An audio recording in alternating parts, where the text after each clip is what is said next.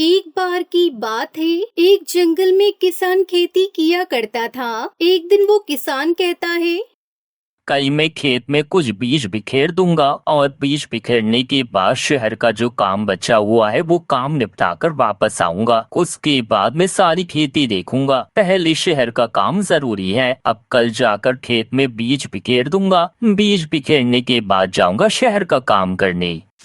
अगले ही दिन वो खेत पर जाकर सारे बीज बिखेर देता है। चलो आखिरकार बीज तो मैंने बिखेर दिए। बस अब कुछ ही दिनों बाद इससे पौधे भी निकल आएंगे और इतने में अपने शहर का काम भी निपटा कर आ जाऊंगा। अब चलता हूँ वरना देर हो जाएगी। फिर रात हो गई तो मैं जा भी नहीं पाऊंगा और शहर का काम तो बहुत जरूरी है। चलो मैं जल्दी करता हूँ। उसके बाद वो किसान शहर की ओर चला जाता है। शहर में जाकर उसका मन लग जाता है और उसके बाद वो अपने जंगल में वापस नहीं आता और शहर में ही काम करने लगता है। लेकिन उस जंगल में एक टुनटुनी नाम की चिड़िया रहने के लिए आई थी और वो टुनटुनी चिड़िया सभी काम करने में बहुत माहिर थी। वो किसी भी काम को जल्दी से कर लिया करती थी। चलो बाजार जाकर कुछ सब्जियां खरीद कर ले आती हूँ, वरना मैं खाऊंगी क्या। और बाजार से आकर सारा सामान एक साथ रख दूंगी। फिलहाल मैं बाजार चलती हूँ, वरना फिर रात हो जाएगी। सब्जी वाले भी अपने घर चले जाएंगे। उसके बाद टुनटुनी चिड़िया बाजार में पहुंच जाती है और सब्जियों के दाम सुनकर टुनटुनी चिड़िया हैरान हो जाती है। देखो बहन, सब्जियां इतनी ही महंगी हो रही हैं और लगता है कि तुम इस जंगल में नई नई आई हो, इस वजह से तुम ऐसा कह रही हो। मेरे पास तो इतनी ही महंगी सब्जियां हैं, अगर लेनी है तो ले लो, वरना कोई बात नहीं बहन। लाओ भैया, 1 किलो मटर कर दो और आधा किलो टमाटर और आधा किलो आलू कर दीजिए। फिर टुनटुनी चिड़िया सब्जी लेकर अपने घर आ गई।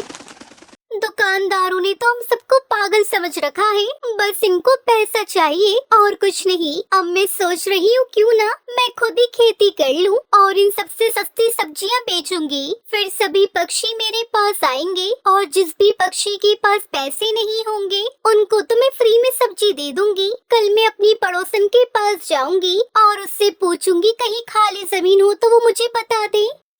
फिर अगले ही दिन टुनटुनी चिड़िया अपनी पड़ोसन के पास जाती है। अरे बहन, मैं कुछ दिन पहले इस जंगल में रहने आई हूँ और मैं तुम्हारे पास इसलिए आई हूँ क्योंकि मुझे कुछ जमीन की जरूरत है। अगर तुम्हारी नजर में कोई जमीन बिक रही हो तो मुझे बता दो। मुझे जमीन में खेती करनी है क्योंकि तुम्हारे जंगल में तो सभी पक्षी सब्जियाँ बहुत महंगी बेच रही है। अरे नहीं बहन, हमारे जंगल में कोई भी जमीन नहीं बिक रही और ना ही कोई जमीन खाली है। अगर तुम्हें जमीन चाहिए तो मेरी नजर में जमीन जरूर है। हमारे जंगल में कुछ दिनों पहले किसान खेती किया करता था। अब वो किसान शहर की फैक्ट्री में काम करता है और उसकी वो जमीन बहुत दिन से खाली पड़ी हुई है। अगर तुम चाहो तो जमीन में खेती कर सकती हो। जब वो किसान वापस आ जाएगा तो तुम उसकी वो जमीन लौटा देना।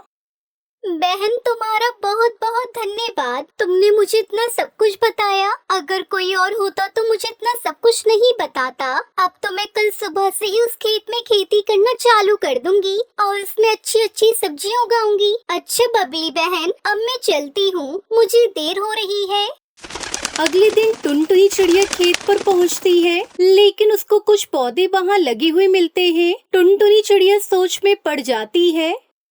अरे किस चीज के पौधे हैं? उस कबूतरी ने तो बताया था कि वो जमीन बिल्कुल खाली पड़ी हुई है, लेकिन यहाँ तो पता नहीं किस चीज के पौधे हैं। चलो कोई बात नहीं, इन पौधों को ऐसे ही रहने देती हूँ और कुछ दिन बाद आकर देखती हूँ कि ये पौधे किस चीज के हैं। अभी तो मैं इनको नहीं उखाड़ूंगी, तब तक मैं घर चलती हूँ।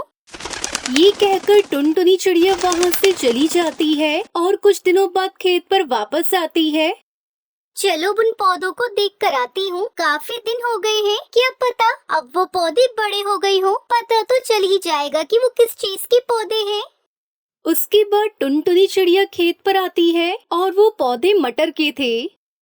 हे भगवान, मैं तो इनको उखाड़ फेंकने वाली थी। अच्छा हुआ मैंने इनको उखाड़ा नहीं। ये तो और भी अच्छा हो गया। अब मुझे बीज भी नहीं लगाने होंगे। अब मैं इन्हीं को बाजार में बेचूंगी और जिन पक्षियों के पास पैसे नहीं होंगे उनको तो मैं फ्री में ही मटर दे दूंगी, क्योंकि इस बाजार में बहुत महंगाई है और इतनी महंगाई में हर पक्षी सब्जियां नहीं खरीद पाता। चलो जल्दी से इनको तोड़ लेती हूँ और इन्हें बाजार में बेच कर आती हूँ। आज तो सभी पक्षी खुश हो जाएंगे, क्योंकि आज मैं सभी को सस्ती और ताजी सब्जियां बेचूंगी। चलो जल्दी चलती हूँ। उसके बाद टुनटुनी चिड़िया सारे मटर को भरकर बाजार में बेचने पहुंच जाती है। उसकी दुकान पर सबसे पहले उसकी पड़ोसन आती है, लेकिन उसके पास पैसे ही नहीं होते। मटर ले लो मटर, सस्ते और ताजे हरे मटर ले लो। आओ पक्षियों मटर ले लो। अरे वाह टुनटुनी बहन, आखिरकार तुमने कर दिखाया। तुमने सही कहा था कि तुम खेती करोगी और सब्जियां बेचोगी। तुमने तो बहुत अच्छा काम किया है। सुनो टुनटुनी बहन, मुझे 1 किलो मटर दे दो, लेकिन मेरे पास अभी पैसे नहीं है। मैं तुम्हारे पैसे 2 या 3 दिन में वापस लौटा दूंगी। कोई बात नहीं बबली बहन, अगर पैसे नहीं है तो क्या हुआ, तुम्हें मैं ऐसे ही फ्री में मटर दे दूंगी। इसमें तो कोई बड़ी बात नहीं है।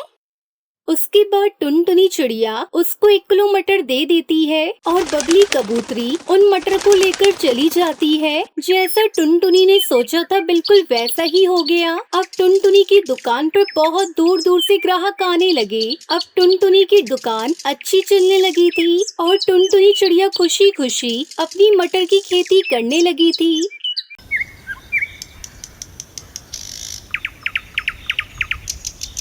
टुनटुनी चिड़िया अपने माता पिता के साथ एक छोटे से घर में रहती थी। टुनटुनी की माता टूनी चिड़िया और पिता टुन्नू चिढ़ा एक बड़े से खेत में छोटे पद पर नौकरी किया करते थे। एक दिन टुन्नू चिड़े को रास्ते में कुछ बदमाश चील और बाज रोक लेते हैं।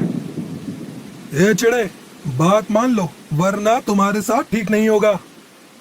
नहीं, मैं गद्दारी नहीं कर सकता। मैं उस खेत में 18 सालों से काम कर रहा हूँ। न जाने कितने मजदूरों का गुजारा उसी खेत से होता है और तुम उसी को बिगाड़ना चाहते हो। टुन्नू, तुम क्यों चिंता करते हो? हम तुम्हें इतना पैसा देंगे कि तुम्हें जिंदगी भर कमाने की जरूरत नहीं पड़ेगी। एक बार मना कर दिया ना, फिर भी आपके समझ में नहीं आता। मैं आपके बुरे कामों में साथ नहीं दूंगा और ना ही ये सब होने दूंगा। इसलिए ये बुरा सपना देखना छोड़ दो तो अच्छा ही होगा। वो बदमाश खेत की सारी फसल को लूटना चाहते थे, परंतु टुन्नू चिड़े के होते हुए वो इस काम को नहीं कर सकते थे। इसलिए वो टुन्नू चिड़े को अपने जाल में फंसाने की खूब कोशिश करते हैं, परंतु टुन्नू चिड़ा साफ इनकार करते हुए वहाँ से चला जाता है। तभी बाज चील से कहता है, मालिक, ये चिड़ा तो बहुत ही ईमानदार है, हमारा साथ कभी नहीं देगा। खेत को तो हम लूट कर ही रहेंगे और उसे जलाएंगे भी, पर उससे पहले हमें टुन्नू चिड़े को रास्ते से हटाना होगा, फिर हमारा काम आसानी से हो जाएगा।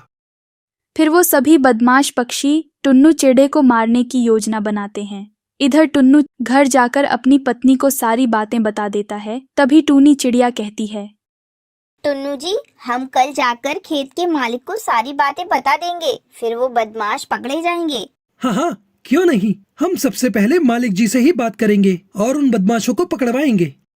ऐसे बातें कर वे दोनों पति पत्नी सो जाते हैं और इधर बाज और चील उन्हें मारने आ जाते हैं। इससे पहले कि ये किसी को हमारे बारे में बताए, इसके पूरे घर को जला दो। पर मालिक, ऐसे तो इसका सारा परिवार खत्म हो जाएगा। हम अकेले टुन्नू चिड़े को भी तो मार सकते हैं। अपना मुंह बंद रख और इधर देखिए मशाल, मैं खुद ही घर को आग लगाता हूँ। फिर चील सारे घर को आग लगा देता है और वो दोनों वहाँ से भाग जाते हैं। टुनटुनी चिड़िया तो जैसे तैसे बच जाती है, परंतु उसके माता पिता की जलकर वहीं पर मौत हो गई थी।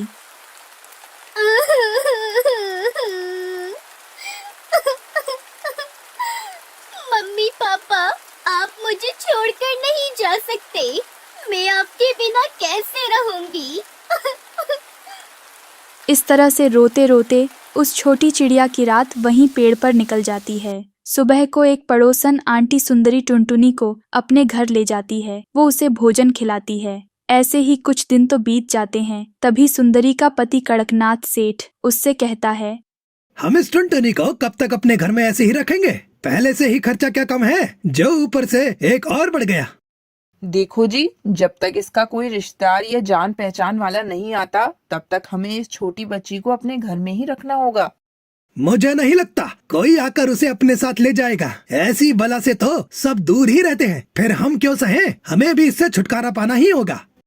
ऐसे बातें कर वे दोनों पति पत्नी टुनटुनी चिड़िया को घर से बाहर निकाल देते हैं।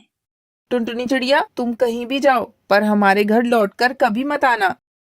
ये कहकर वो दोनों दरवाजा बंद कर लेते हैं। टुनटुनी चिड़िया तो बहुत रो रही थी कि अब वो कहाँ जाए। ना तो वो किसी को जानती थी और ना ही उसके पास अपना घर था। मम्मी पापा, आप मुझे अकेला छोड़कर क्यों चले गए? अब मैं कहाँ जाऊंगी? हमारा घर भी पूरा जल गया है। उस रात टुनटुनी चिड़िया को समझ में आ गया था कि वो अब अनाथ है। उसका इस दुनिया में कोई नहीं है। अगर थोड़ा भोजन मिल जाता तो मेरी भूख शांत हो जाती और मैं यही पेड़ के नीचे सो जाती। वो ऐसा सोच ही रही थी कि तभी उसे एक बड़े कचरे के ढेर में कुछ भोजन दिखाई देता है और वो कचरे से भोजन निकालकर खाने लगती है। वो भोजन खा ही रही थी कि तभी जोर से बारिश भी होने लगती है।